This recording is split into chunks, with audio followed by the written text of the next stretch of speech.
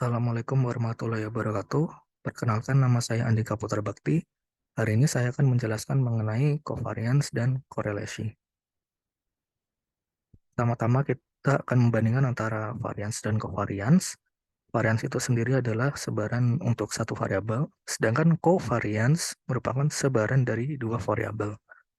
Contohnya untuk variance adalah mengukur sebaran dari tinggi siswa, sedangkan covariance dalam mengukur sebaran tinggi siswa dan berat badan. Varian sendiri digunakan untuk mencari sebaran dari satu variabel terhadap min-nya. Sedangkan untuk covariance digunakan untuk mencari hubungan antara dua variabel. Berikut merupakan ilustrasi covariance. Ini merupakan persamaan untuk mencari nilai covariance antara X dengan Y, yaitu sama dengan nilai XI dikurangi dengan rata-rata X dikali dengan YI dikurangi rata-rata Y, lalu dijumlahkan seluruh titiknya, dibagi dengan N-1. Persamaan ini dapat kita ilustrasikan sebagai suatu luas persegi panjang. Jadi, Xi minus mu X bisa sebagai panjang, Yi minus mu Y sebagai lebar. Hal ini bisa kita lihat di bagian sebelah kiri. Kita akan bagi menjadi 4 kuadran, yaitu ini kuadran K1, ini K2, ini kuadran 3, dan ini kuadran 4. Sedangkan titik-titik di tengah ini merupakan titik mu X dan mu Y. Lalu kita pilih titik Xi dan Yi misalkan di sini. Jarak antara Xi dengan mu X ini bisa dikatakan panjang, sedangkan jarak antara Yi dengan mu Y ini merupakan suatu lebar, sehingga ini menjadi suatu luasan persegi panjang. Nah, dengan rumusan covariance tersebut, maka kita menjumlahkan seluruh luas persegi panjang yang ada di seluruh kuadran.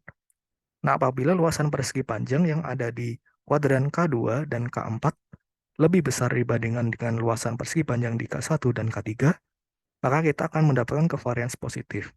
Sedangkan sebaliknya, apabila luas persegi panjang di K1 dan K3 lebih besar daripada di kuadran K2 dan K4, kita mendapatkan covariance yang negatif.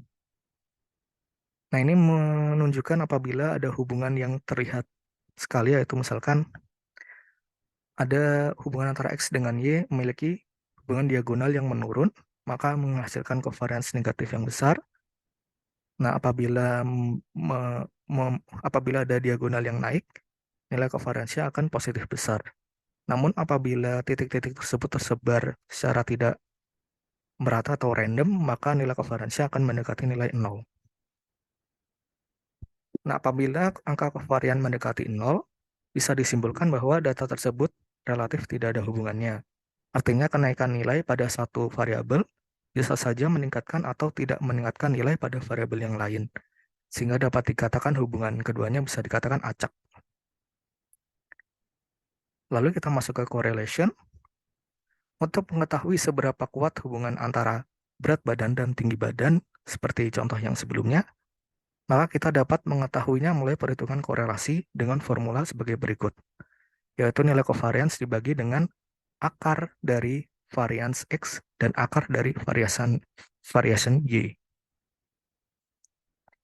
Sama seperti covariance sebelumnya, diagonal naik maka korelasi positif, diagonal turun maka korelasi negatif, sedangkan apabila tersebar secara acak bisa dikatakan tidak ada korelasi. Nilai korelasi sendiri memiliki range antara -1 hingga 1. Nah, covariance memberi kita informasi tentang dependensi antara dua variabel random, namun tidak mudah ditafsirkan secara kualitatif. Misalkan tadi secara berat badan dan tinggi badan, maka perkalian ini akan menghasilkan satuan kilogram meter. Kita tidak tahu ini artinya apa. Maka kuantitas yang lebih informatif adalah koefisien korelasi, yang mana merupakan koefisien covariance yang tak berdimensi karena dibagi dengan akar dari variance variabelnya masing-masing, sehingga di sini tidak berdimensi. Nah, korelasi memiliki selalu bernilai -1 hingga 1. Apabila nilainya mendekati -1, maka hubungannya kuat secara negatif atau berlawanan, tapi jika mendekati nilai +1, maka mereka bersifat korelasi positif, yaitu nilainya semakin kuat. Sedangkan apabila nilainya dekat dengan nilai 0, maka korelasinya semakin lemah.